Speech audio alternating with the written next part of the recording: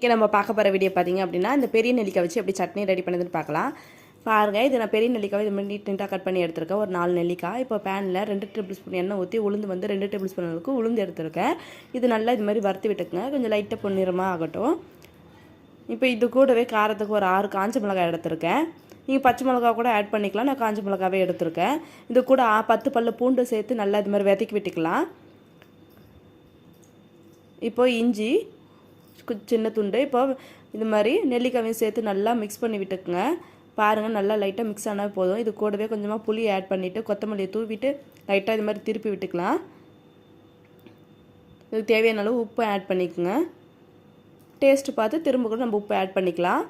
இப்போது ஒரு 3 table spoon அளவுக்கு துருவி தேங்காவை அரைச்சி எடுத்துக்கலாம். அது கூடவே பாருங்கள், சூப்பரான நம்மளோட நெல்லிக்காய் சட்னி ரெடி ஆகிடுச்சு. ரொம்பவே சூப்பராக இருந்தது. அந்த நெல்லிக்காய் ஃப்ளேவர் நல்லாவே தெரிஞ்சது. உங்களுக்கு இந்த வீடியோ பிடிச்சிருந்தா சப்ஸ்கிரைப் பண்ணுங்கள்.